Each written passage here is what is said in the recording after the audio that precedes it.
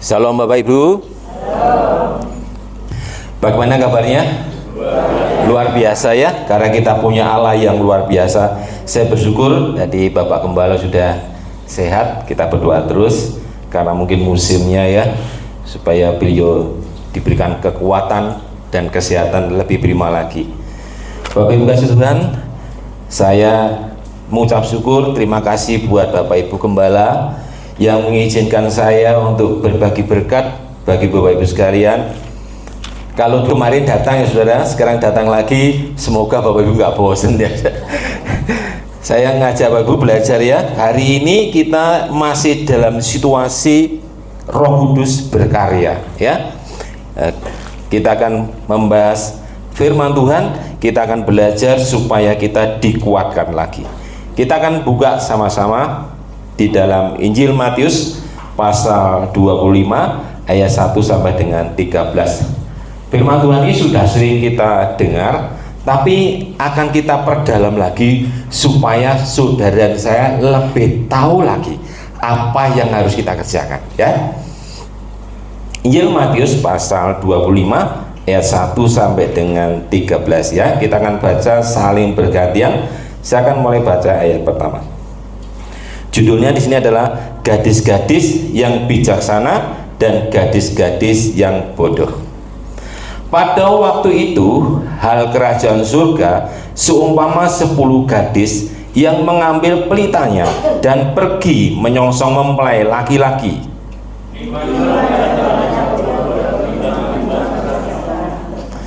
Gadis-gadis yang bodoh itu membawa pelitanya tetapi tidak membawa minyak.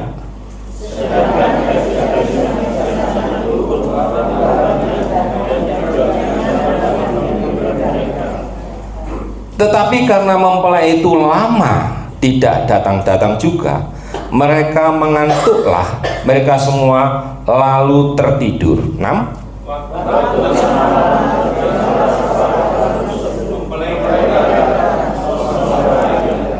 Gadis-gadis itu pun bangun, semuanya lalu membereskan pelita mereka. 8.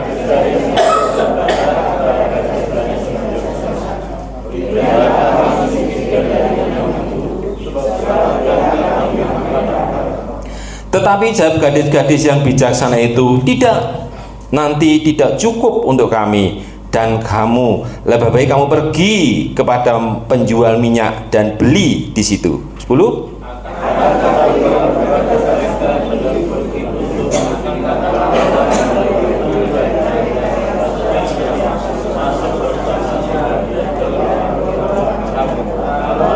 Kemudian datang juga gadis-gadis yang lain itu dan berkata, Tuan, Tuan, bukankah pintu. 12.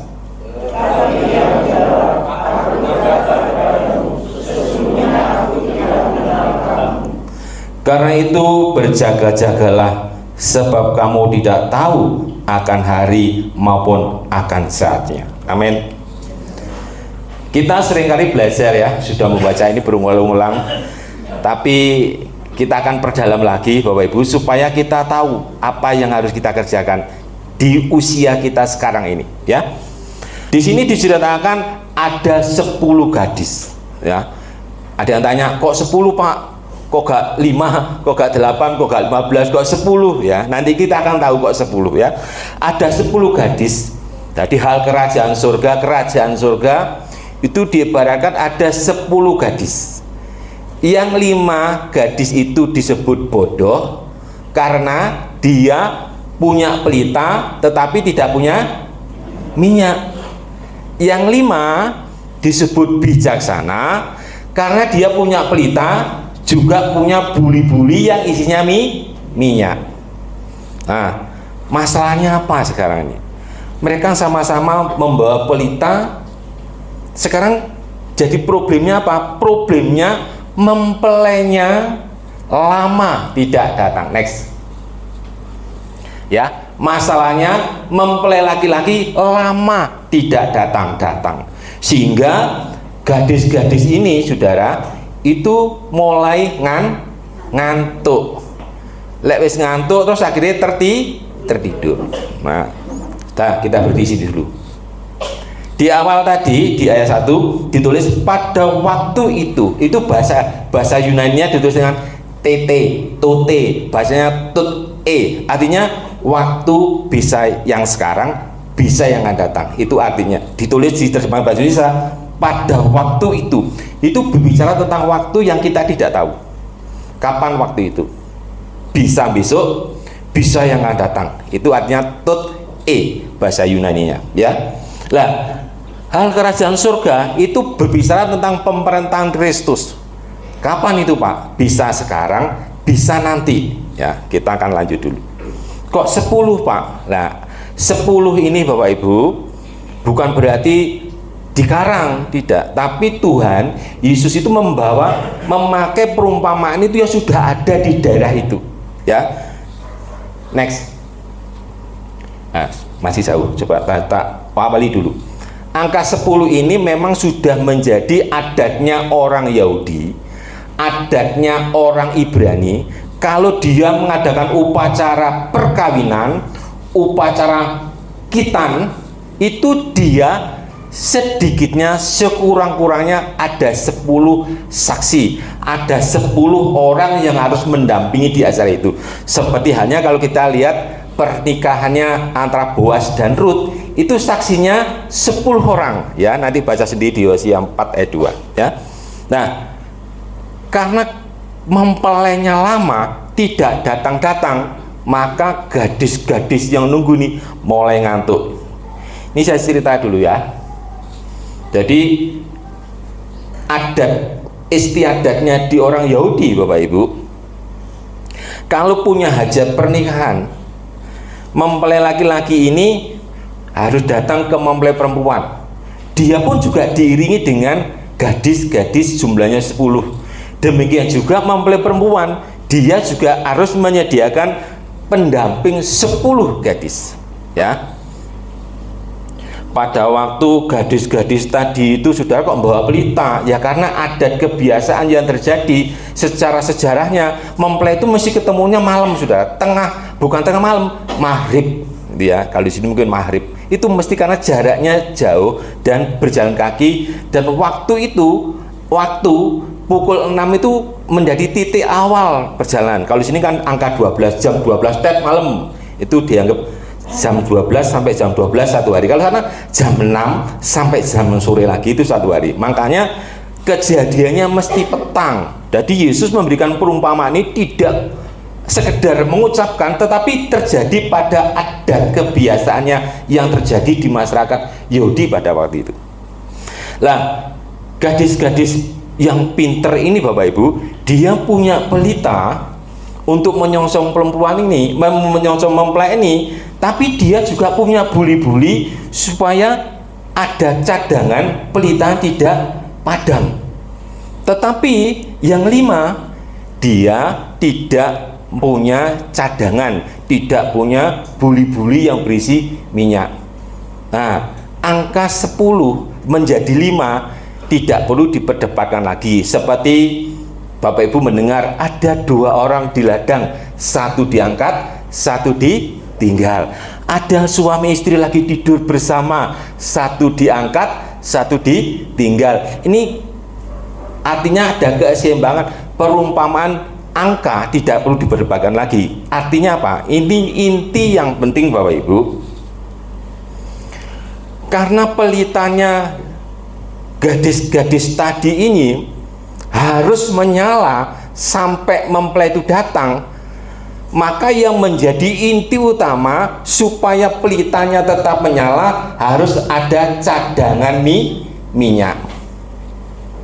Jadi terang itu tetap menyala, pelitanya menyala kalau ada minyak. Lah kalau nggak ada minyak bisa padam. Nah sekarang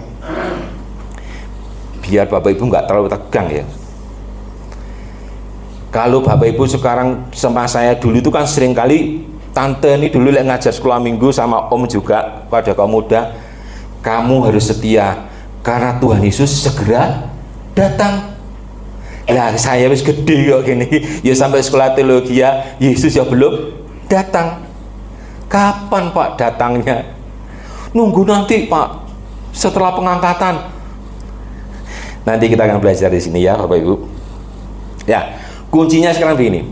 Tadi gadis itu, 10 gadis tadi, yang pelitanya tetap menyala, ini yang akan bertemu dengan mempelai. Tetapi yang 5 pasti tidak ketemu, tidak bisa ketemu, saudara. Coba kali dibaca lagi ya. Setelah gadis-gadis tadi nunggu kok lama, seperti saudara dan saya, ya Yesus dari dulu kan belum datang. Kita habis percaya mulai sekolah minggu, mulai kamu muda, mulai sudah menikah, Yesus gak datang-datang. Aku rasanya kok ya wis mengantuk ya. Delok wedok-wedok kayak kok ayu, delok lek pekerjaan kayak kok lek aku tak tinggal Yesus aku bisa jadi. Ada enggak orang yang karena pekerjaan meninggal Yesus? Ada enggak? Ada. Ada seorang ya, kita punya orang yang terkenal menjadi teman baik saya, menjadi sosok guru kita. Tapi karena dia punya jabatan, tiba-tiba dia berhenti jadi Kristen. Dia pamit di gereja, dia mengundurkan diri karena dia bekerja pada instansi tertentu. Bayarannya gede. Itu nyata loh saudara. Itu wis ngantuk itu tahu nggak Bapak Ibu? Ngantuk itu tidak terjaga, nggak sadar gitu loh. Gak sadar, lek aku ini mau meninggalkan Yesus karena pekerjaan itu tadi mau meninggalkan Yesus, itu ngantuk saudara. Lek wis ngantuk dituruti lama-lama tertidur, loh penak ternyata bayarannya akeh ya ternyata. Wah lah biyen-biyen ini buka biyen-biyen ini ae loh. Gara-gara pekerjaan Yesus ditinggal. Gara-gara pekerjaan Yesus ditinggal. Sekarang gara-gara cowok cakep bisa ninggal Yesus nggak? Bisa. Ada Bapak Ibu di tempat kami, ada ibunya ini pelayan aktivis gereja ya, di gereja saya di Ngawi, aktif, bahkan dia rajin memberi, suka memberi. Tapi pada waktu anaknya ini kuliah dan pacarnya ini seorang anak orang kaya ya, dia pacaran dia dirubah namanya. Pada waktu menjelang dia tampil wisuda sudah pakai lengkap. Mamanya ndak sakit apa, mamanya bangga karena anaknya punya pacar, anaknya orang kaya, saudara. Ada terjadi gara-gara pacar yang ganteng bisa meninggalkan Yesus. Ngantuk Bapak Ibu. Lek wis ngantuk, kadang-kadang terus kebablasan. Gadis-gadis tadi itu berbicara saudara dan saya, hidup kok lama yo. Kayak lama yo.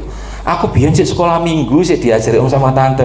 Saiki aku ndelok, oh mbek tante ku yo kok gak datang-datang ya Tuhan. Kok lama hidup kok begini ya. Tapi bisa enggak di dalam menunggu penantian tadi itu kita belok ke teman-teman kita. Karena pekerjaan tak tinggalkan, kepercayaan karena yang cantik tak tinggal. Pekerjaan saya karena kaya. Bapak Ibu, itu yang dimaksud gadis-gadis yang ngantuk tadi tertidur, itu menggambarkan umat Tuhan yang mulai ngantuk terus tidak balik akhirnya tidur, saudara.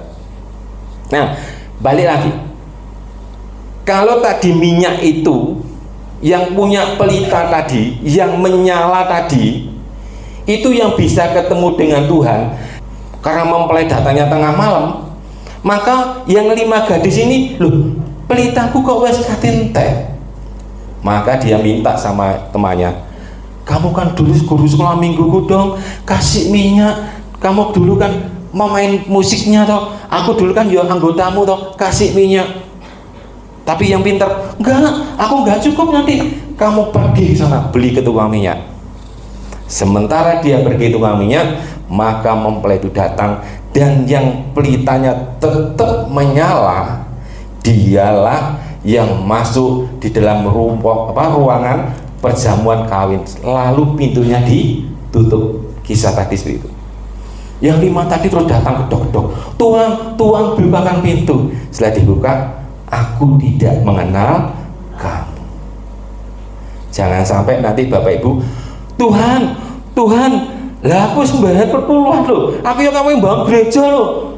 Terus Tuhan ini, aku tidak mengenal kamu. Terus ya apa saudara? Ya rugi. Aku ngawi malah boleh benulan-ulan. ngewong melok ngelayani terus ngomong Tuhan, aku tidak mengenal kamu, lah aku ya rugi toh. Kita kan belajar konteksnya ya, biar Bapak Ibu tahu. Pada waktu terjadian adat istiadat itu, orang-orang Yahudi itu, pelita pada waktu itu bukan listrik kayak sekarang Bapak Ibu. Pelita pada waktu bentuknya obor. Tahu obor ya Bapak Ibu, yang kalau turun masih hafal ya obor, mau Solo ya apa lo? Oncor. Nah, sumbunya di atas, isinya minyak di dalam. Ya, lah kalau nggak ada minyaknya, obor ini tidak akan nyala. Lah Pak, minyaknya pada waktu itu kuning di Pak. Apa itu kuning Pertamina? Tidak ada minyak bumi, saudara. Pada waktu itu minyak yang dihasilkan satu-satunya dari pohon buah zaitun. Ya, jadi minyak itu dari, makanya di daerah Timur Tengah di Israel penuh dengan pohon-pohon zaitun untuk minyak. Nah, cara bikin minyak, saudara, pohon zaitun bentuknya seperti itu, pohon zaitun ya bentuknya seperti ini, kecil-kecil itu ya. Itu buah zaitun itu ditumbuk, digiling tuh ya. Ada gilingan apa, Bapak Ibu? Bari batu, pernah tahu ya? Itu giling gini pakai sapi, ada dikeplok. Buahnya diduk-duk. Nanti buah digeduk-duk, diremes-remes, wis digeduk, diremes buahnya. Setelah diremes, disaring. Lah saringan ini mau dikasih sumbu, dimasukin, dinyalakan sumbu, dia bisa mengeluarkan api. Next, kita tinggal yang konteks sejarahnya dulu ya. Sekarang kita belajar konteks artinya teks-teks itu ya, artinya ayat-ayat tadi. Gadis-gadis itu berbicara tentang umat Tuhan, berbicara antara saudara dan saya, ya. Yang saudara dan saya dianggap sebagai mempelai Tuhan yang akan dikawinkan dengan mempelai laki-laki yang kalau kita berusia 2 ayat 18 nanti baca sendiri biar nggak kelamaan. Kemudian mempelai laki-laki itu Tuhan sendiri, saudara.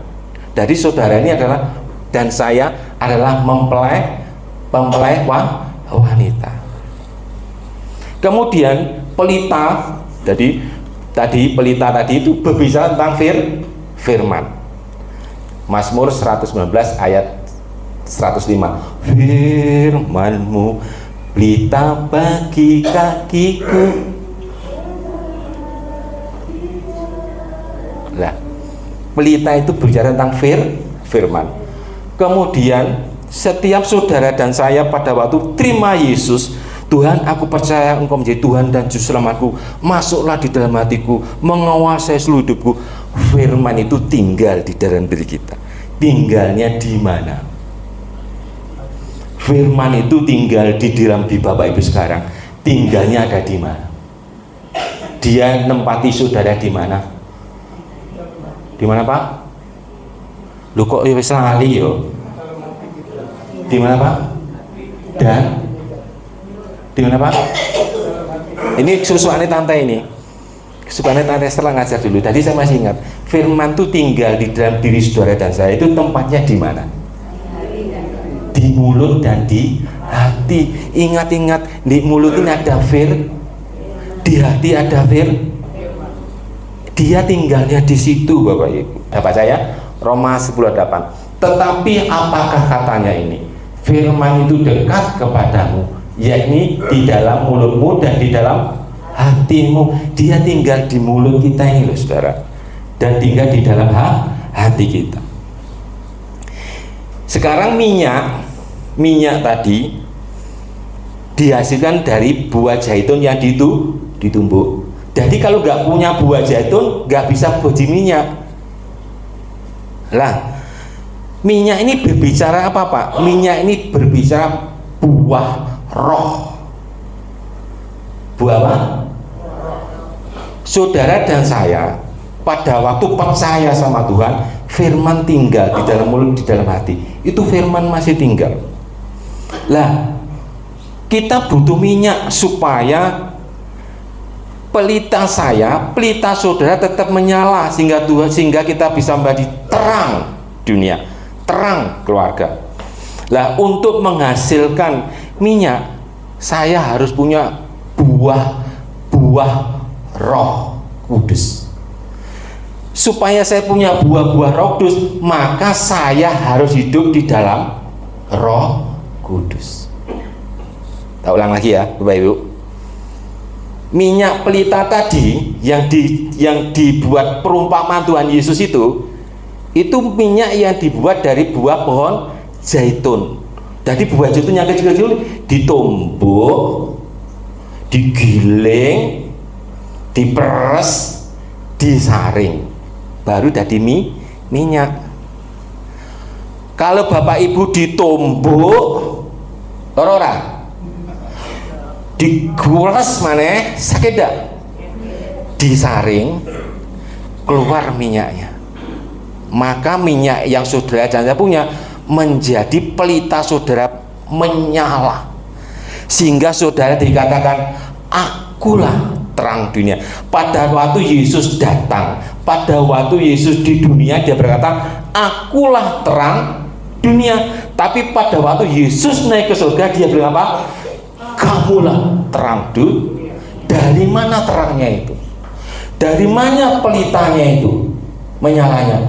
Dari terangnya ini, dari buah roh yang saya punya, walaupun diperes. Bapak Ibu pernah nggak diperes tubuh?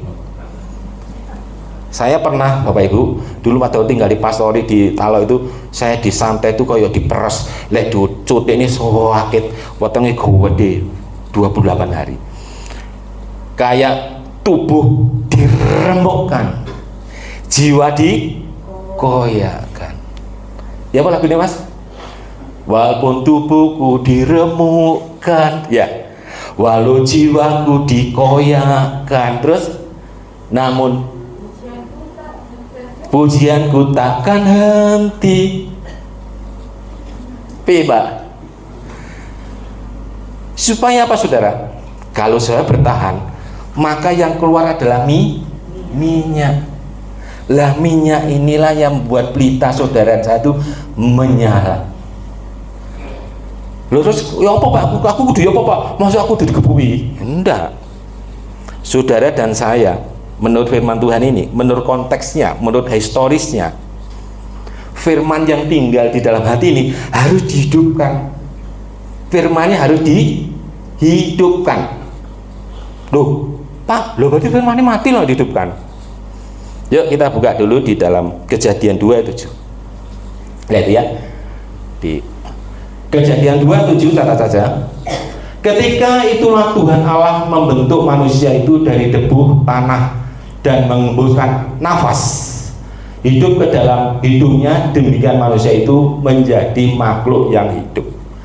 Itu ada kata nafas. Jadi pada waktu Tuhan berfirman, dia membuat patung dari debu dan tanah. Dia bentuknya masih patung. Tapi pada waktu nafas dihembuskan, maka dia berubah menjadi makhluk yang hidup. Nafas itu bahasa Ibraninya ditulis dengan kata nefes, next Mas, Mbak, next. Nah, kata nafas itu ditulis dalam bahasa Ibrani, kitab Ibrani aslinya itu nefes. Tadi tak sempat tulis saudara karena bikinnya di malam.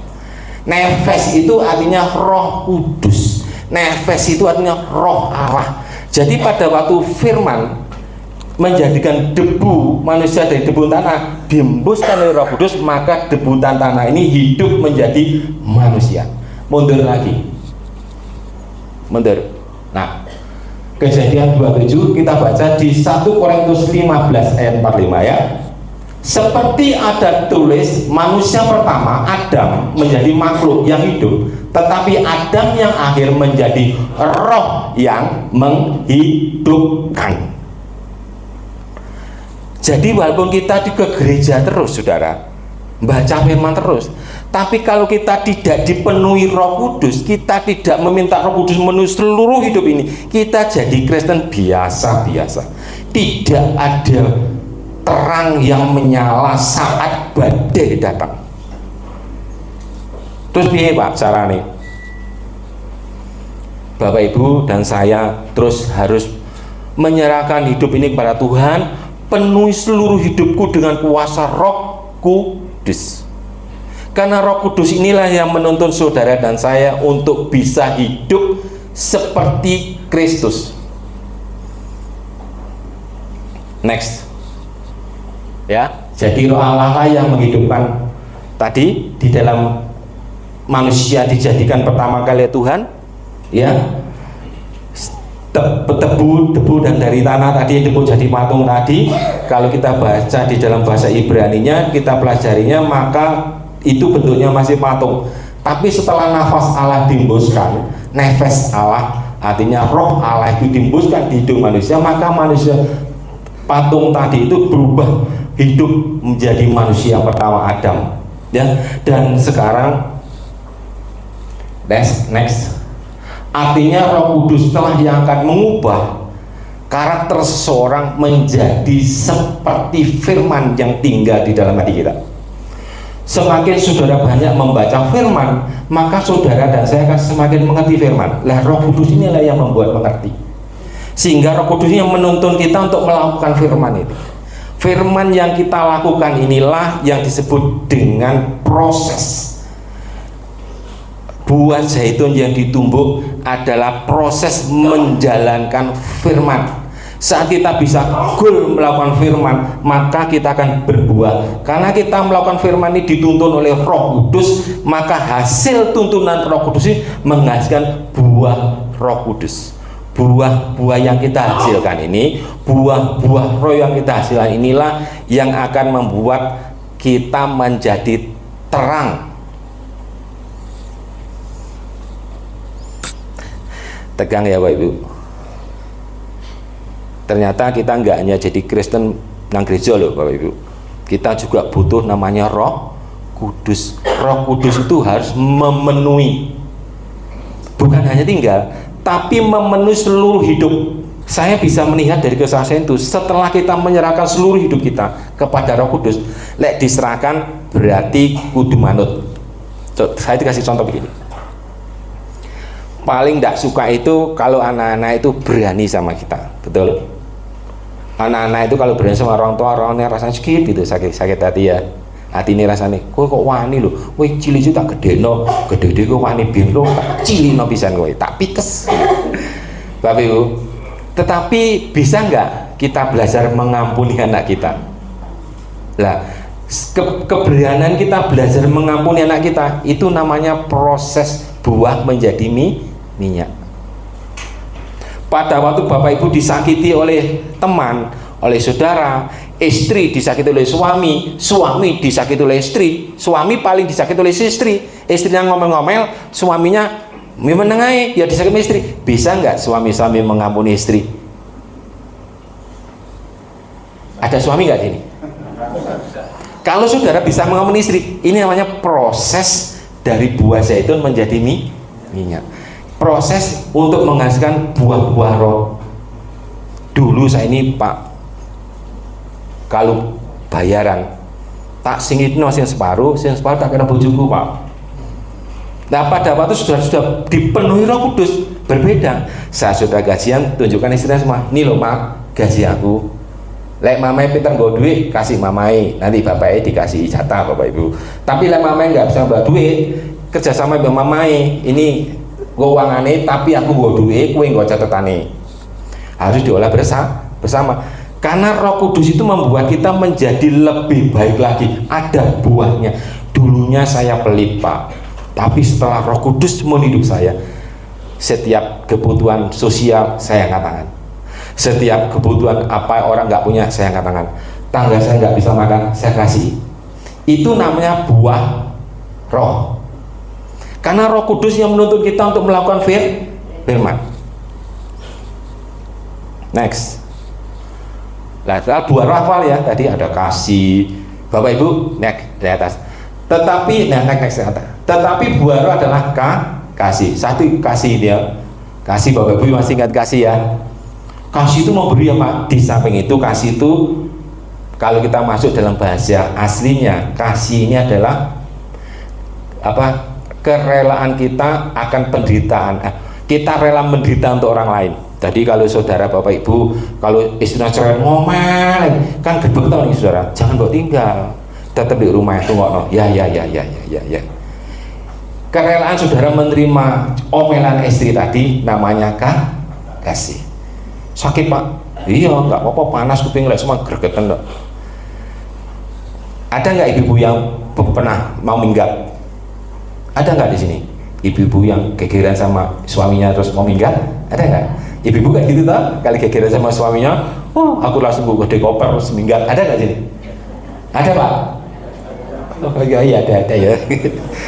saya sama Bu Edi dulu pada belajar pertama setelah dipulihkan ekonominya, ya toh pertama mulai ngantuk toh saudara, kan masuk hiburan tuh mulai masuk, mulai nonton film, karena dipulihkan ekonomi kan, dipulihkan ekonomi kan kalau nggak kita bener-bener pegang firman kan kita bisa ngantuk ya, gampang ngaruh ayo nonton film di kono di Madiun gede, habis saya nonton berangkat sama Bu Edi nonton saudara, terus di kono ono dari serial drama, saya nonton ya Bu Edi nonton film drama sampai berminggu-minggu, itu membuat lama-lama saya tertidur. Kenapa? Gegeran sama Bu Edi mau ambil koper mau minggat saudara, ya tak gandoli saudara, terus gantian saya ambil koper saya mau minggat digandoli, jadi mau balikin dulu mama papa kok lucu mau kok minggat-minggatan loh saudara. Kalau nggak pernah itu saya nggak bilang cerita sama saudara loh, karena saya mengalami itu saya bisa ngomong sama saudara.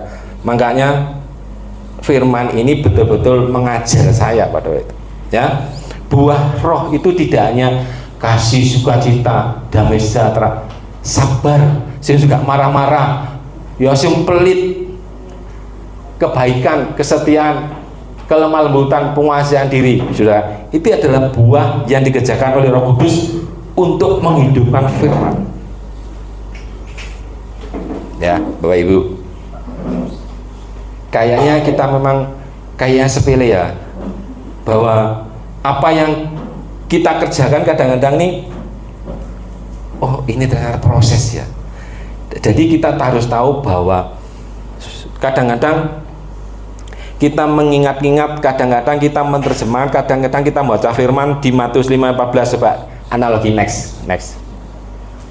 Lah, kita membaca firman, kamu adalah terang dunia. Ya, ini kita baca. Lah, saudara, terang itu terjadi karena ada pelita. Nah, ini kan di zaman Tuhan itu pelitanya kan obor. Lah, pelita itu bisa menyala. Jadi terang itu terjadi kalau pelitanya menyala. Pelita yang menyala ini harus ada minyak. Minyak ini bisa terjadi karena ada buah. Buah apa Pak? Ya buah Roh Kudus. Kalau tadi Tuhan memberikan perumahan itu tentang buah zaitun, maka sekarang kita ini di dalam hidup kenyataannya buah itu buah apa? Buah Roh Kudus. Kita harus menghasilkan buah. Setiap hari kita harus menghasilkan buah, supaya buah ini makin lama makin banyak. Saat kita digerus oleh masalah, kita nggak terpental. Ada nggak buah terpental? Ada proses penggilingan buah zaitun, tetapi ada batu yang masuk pada batu tidak kelihatan. Jadi pada itu demonstrasi, didemokan gilingan itu, seluruh buah zaitun itu hancur, lembek dan menjadi minyak, tetapi ada satu yang melompat, jadi digiling itu meloncat, ternyata itu batu. Nah, ada buah yang tidak digerus, nggak bisa dihancurkan, saudara, itu batu pada proses. Artinya apa? Kalau kita ini betul-betul Roh Kudus menguasai seluruh hidup kita, maka kita akan menghasilkan buah-buah dari Roh Kudus itu. Setiap pada gencatan, maka gencatan yang menggencet kita ini akan mengalirkan minyak hidup kita. Akhirnya kita akan tetap terang, walaupun kita dimaki-maki orang, walaupun tidak dihina orang, kita tetap sabar, kita tetap memberkati itu. Maka orang berkata, loh kok orang itu baik? Sama seperti kita, ya. Walaupun kita ini Bapak Ibu disakiti oleh tetangga kita, teman kita, atau siapa saja, tetapi kita belajar mengasihi. Dengan belajar mengasihi namanya proses saya untuk menjadikan roh itu berbuah. Jadi Roh Kudus yang menuntun kita melakukan firman, mengampuni orang lain itu menghasilkan buah di kehidupan kita sendiri. Buah itu nanti sangat bermanfaat bagi kita Bapak Ibu. Buah itulah yang membuat pelita kita menyala. Pada waktu pelita kita menyala, maka Tuhan sang mempelai itu akan bersama-sama masuk dalam perjamuan. Hanya orang-orang yang pelitanya menyala saja yang masuk dalam ruangan perjamuan kawin. Sekarang saya akan baca satu lagi. Perbedaan lain gadis yang bijaksana dengan gadis yang tidak, ada yang bodoh. Gadis yang bodoh itu tidak memberitahukan kapan kedatangan mempelai laki-laki. Ya, sekarang gadisnya tak rubah. Orang Kristen yang bodoh itu tidak memberitahukan kapan kedatangan Yesus menyebut dirinya. Saya stek diri. Artinya menyebut Bapak Ibu, nanti ada ayatnya di bawah. Kita akan berpikir nanti akhir zaman, pengangkatan. Itu betul. Tapi ada yang sekarang namanya yang sekarang yang kita hadapi ini hidup yang sekarang. Bapak Ibu masih ingat? Next lagi Mbak, next turun lagi, lagi. Nah, Bapak Ibu pernah lihat ini? Seperti Yesus Kristus naik ke surga, demikian juga dia akan kembali menjemput umatnya. Yohanes 14 ayat 3 ya. Yohanes 14:3. Dan apabila aku telah pergi ke situ dan telah menyediakan tempat bagimu, aku akan datang kembali dan membawa kamu ke tempatku, supaya di mana aku berada, kamu pun bahasa Ibrani-nya. Next. Nah, itu ada kata yang saya garis itu saudara, humin, humas, humes, itu kata ganti orang tunggal. Berarti pribadi, tunggal pribadi. Tuhan bicara apa? Kamu pribadi, jadi setiap pribadi ini berbicara apa saudara? Hidup yang sekarang antara kamu, bukan hidup yang bersama. Nanti kan pada waktu di Alkitab, di kitab Wahyu 19 itu saudara, nanti Yesus ada pengangkatan bersama. Yesus datang kedua kali, seluruh umat yang itu yang percaya diangkat, itu kan ada pengangkatan. Tapi yang dimaksud Yohanes 14 ayat 3 nih saudara, itu pribadi. Kapan itu? Yesus datang pribadi ini pada waktu kita mengakhiri hidup di dunia, yaitu next Mbak, next lagi. Nah, ada dua catatan di ayat itu Bapak Ibu. Kedatangan Tuhan secara khusus pribadi itu pada waktu dia menjemput saudara dan saya, karena rumah kita sudah jadi. Jadi kalau rumahnya saudara dan saya sudah jadi, walaupun sudah memaksakan diri, itu tetap dibawa pulang, karena rumah saya Tuhan mau di mana dia berada, di situ pun kamu berada. Saudara dan saya ini adalah orang-orang yang dikasihnya, karena pelita saudara dan saya menyala, maka Tuhan mau di mana saat Tuhan ada, saudara tetap berada. Ya, yang kedua tentang kedatangan Tuhan secara umum akhir zaman, ya, tentang pengangkatan ditulis kitab Wahyu 19 ayat 7 dan 9. Jadi jangan dipikirkan Bapak Ibu, oh lek ngono aku saiki sik suwe kok, si umurku lho saiki sik 16, umurku sik 17, sik 20, sik 27, sik 30, sik 50. Tenang ae Pak, besok gurung 70 kok. Lah wis 70 lho rawan sampai 80. Nah, buat Bapak Ibu ada apa perdebatan Bapak Ibu, kita pada duduk kuliah ini, mahasiswa tanya gini sama dosen, Pak, Alkitab ini mencela-menceli. Maksudnya gimana? Umur manusia itu 70 tahun sampai 80 tahun, selebihnya penderitaan Pak. Tapi kakak saya yang mau 22 mati loh, kan mencela-menceli. Ya apa loh saudara? Dosen ini kasih siapa Bapak Ibu? Sebenarnya nggak begitu ya. Kita di start umur 70 tahun. Artinya dalam masa 70 tahun ini maksimalkan semuanya. Pelita kita yang Tuhan kasih tetap menyala. Kita tetap bertahan dengan keyakinan kita bahwa Yesus adalah Tuhan. Kita tetap mempertahankan, jangan sampai kita ngantuk, jangan sampai kita tertidur sehingga kita tinggalkan kepercayaan kita pada orang lain, atau karena pekerjaan, atau karena yang cantik, atau karena yang tampan. Ya, jadi apa Pak kalau gitu maksudnya? Next, pesan Tuhan itu apa Pak sekarang ini? Gini, pertahankan kesetiaan dan ketekunan kita semua, karena untuk menjadi terang dibutuhkan minyak. Ya, pertahankan Bapak Ibu pelitanya tetap menyala. Karena untuk menyala dibutuhkan minyak, dan minyak itu dihasilkan dari buah Roh Kudus. supaya bisa menghasilkan buah Roh Kudus, Pak Bu, saya harus hidup nurut sama Roh Kudus. Jadi Roh Kudus perlu nggak, Bapak Ibu? Perlu. Hidup kita sekarang ini harus bergantung sama Dia. Bangun Tuhan, Roh Kudus tuntunlah. Karena Dia yang berkarya sekarang.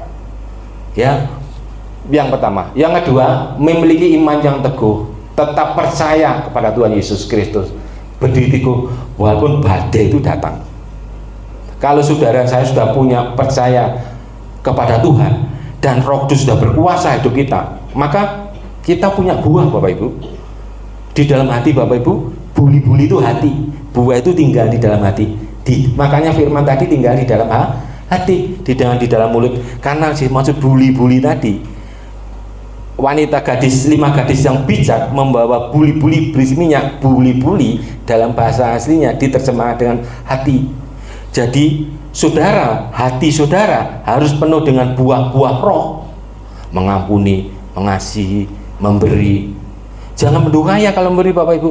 Nanti tidak pernah memberi karena kita nggak kaya-kaya. Saya dulu sama istri gini, nanti aing lawe duwe sugih kita ngasih orang.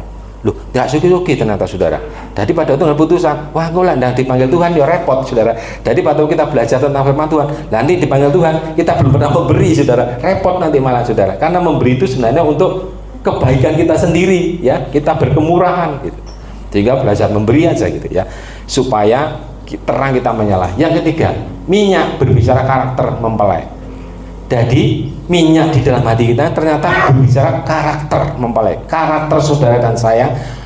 Karena Kristus itu adalah karakter mempelai yang sempurna, maka mempelai perempuannya saudara dan saya harus betul-betul sempurna. 1 Yohanes 6 ayat 1 Yohanes 2 ayat 6. Barang siapa mengaku ada di dalam Kristus, maka ia wajib hidup sama seperti Kristus. Coba bantu saya, Mbak. Ada nggak? 1 Yohanes 2 ayat 6. 1 Yohanes 2:6 ya. 1 Yohanes 2 ayat 6. Barang siapa mengatakan bahwa ia ada di dalam Dia, ia wajib hidup sama seperti Kristus telah hidup. Ya. Saya ulang lagi. Barang siapa mengatakan bahwa ia ada di dalam Dia, siapa Dia? Kristus, Yesus Kristus. Barang siapa mengatakan bahwa ia ada di dalam Yesus Kristus, ia wajib hidup sama seperti Yesus hidup. Bisa nggak saudara hidup persis dengan Yesus? Saya bilang saya nggak bisa tanpa Roh Kudus. Roh Kudus inilah yang menuntun saudara dan saya untuk bisa hidup menjadi seperti Kristus. Balik ke PPT ya. Apa tadi yang terakhir?